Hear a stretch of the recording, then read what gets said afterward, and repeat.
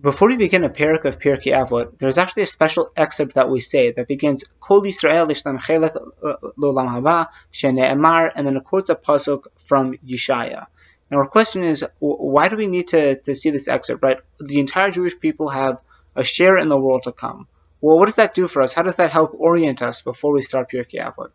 So Rabbi Zev Lev quotes the Tiferes Tzvi, who says as follows: the reason why we need to say this before we learn Pirkei Avot is because in Pirkei Avot the idealism runs very high. There are a lot of ideals, a lot of noble goals that we have, and there's a high likelihood that a person who learns this without a proper orientation will be like, listen, I'm never gonna achieve this. It's too much for me. I'm not gonna get there, and so you might come to think that it's all or nothing. Either achieve this and you'll get Olam Haba, or don't achieve it and you will not get any Olam Haba.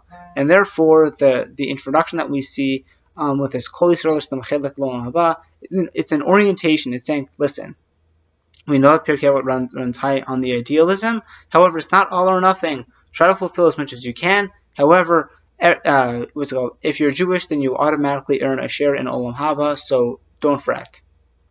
Fine. But that's the basic idea here. However, Rabbi Zev Lev actually continues going forward, and he's like, okay, well, why are we focusing in on Olam Haba? What is Olam Haba? What are we supposed to see as our perspective on Olam Haba? What is it?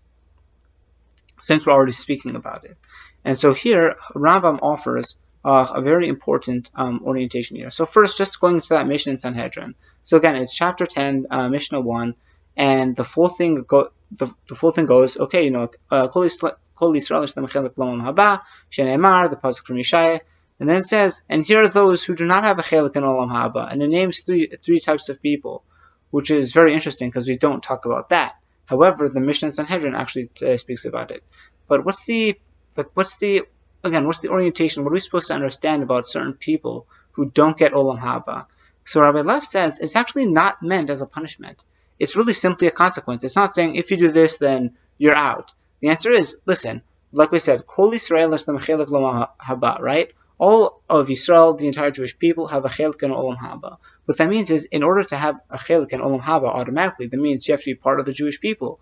If you want to be part of the Jewish people, there are certain principles of faith that you need to believe in. And Rambam famously, I guess, codified it, right? The Shlosha Esrei Ikari HaEmuna, right? The 13 principles of faith.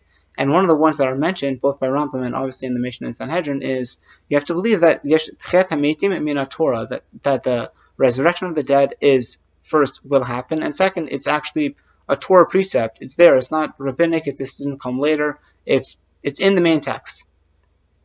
And a person who does not believe that, who's like, listen, I believe in Torah, I believe in mitzvahs, I believe in all those things, but this resurrection of the dead, not buying in. So if a person actually thinks that, you are not part of the Jewish people, and if you're not part of the Jewish people, then you do not automatically get a chelek l'olam haba, and that's what the Mishnah and Sanhedrin is saying.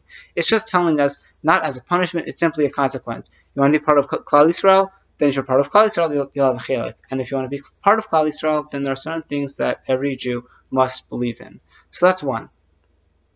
And the second one, just as a side note, Rabbi Lev talks about it, is also a person who's Shomer Torah, Shomer Mitzvahs, believes all the right things. However, he's Porish Min HaTzibur, right? He's like, listen, the Jewish people are just too much for me. I just don't like being around them, don't like them, so I'm just going to go do my own thing.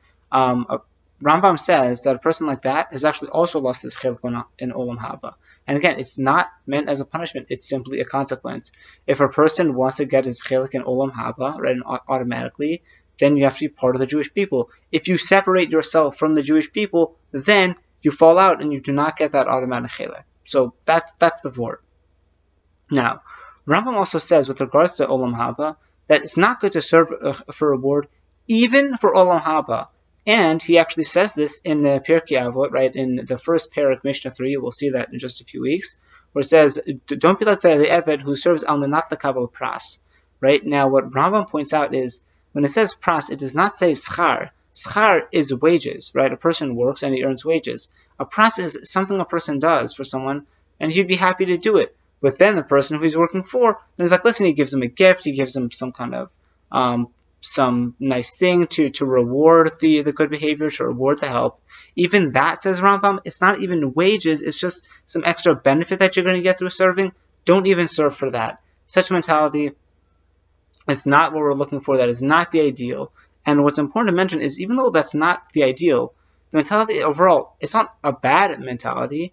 The way a person might think is, well, if you're serving for reward, then you're serving out of yira, right? You're serving out of fear because you want to get something out of the deal. But the truth is, the lowest level of fear is actually not that. It's the fear of punishment. As in, I'm doing these mitzvahs because I don't want God to smack me with a lightning bolt. And the answer is, that's the lowest level. Here, this is actually a much higher level, because a person who's serving, right, for reward ultimately believes that God has his best interest at heart.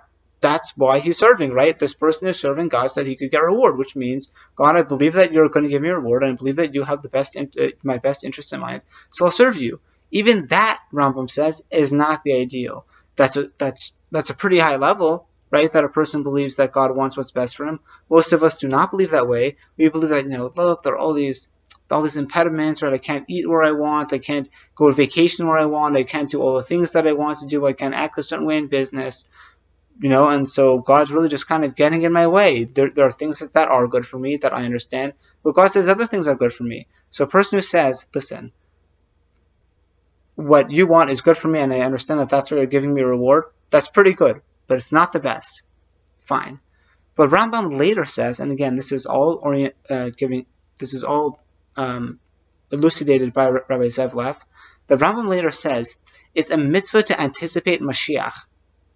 Now, what's that time going to be like? So, Rambam says, it's serving God at the most ideal, where you're getting the most olam haba. Now, the Mefarshim comment, they're like, well, this seems to be a contradiction, Rambam, you're saying that serving for reward is not the ideal. That's not good.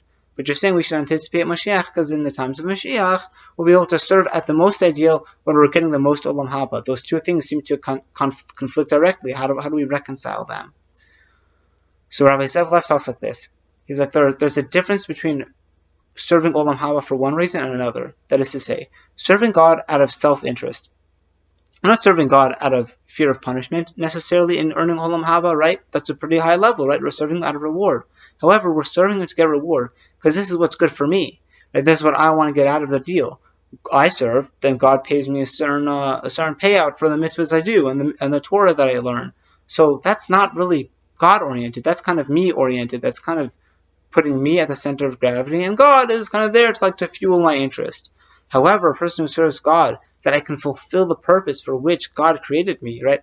God created everyone, right? So that we could earn olam haba. In olam haba, that's where we'll be close to God. We'll be able to cleave to Him, and therefore, for us to earn more olam haba, God gave us certain mitzvahs, right, in order to serve Him. By serving Him, we'll be able to reach that destination. And that is ultimately the purpose of our lives, which Mesilat Yesharim gets into. Rabbi Zevlev talks a lot about this when he's speaking about Mesilat Yesharim for the first, who knows how many shiurim he speaks about this concept. But the idea is like this. When a person is earning olam haba, what is a person's orientation? Is it, this is what's good for me and this is what I want? Or is it, I'm serving God to earn olam haba because I know this is what He wants from me, and He wants me to earn olam haba to be close to Him. And so, with all that said, this is so Adkan Rabbi Zevlev. So I believe this is the orientation that we're having to Pirkei Avot, right? Before we go in, Pirkei Avot, high idealism, right? A lot of midot work, right? Working on our characters, working on our hashkafas, on our outlook to life. So before we go into that, we have to understand, what is the purpose for which we are serving God. We want to do that in the most selfless way, devoid of looking at any conceivable benefit, right? We want to do shalom and not like Kabbalah Pras. That's the ideal, and that's what we're going for. So next week, hopefully, we'll start Pirkei Avot.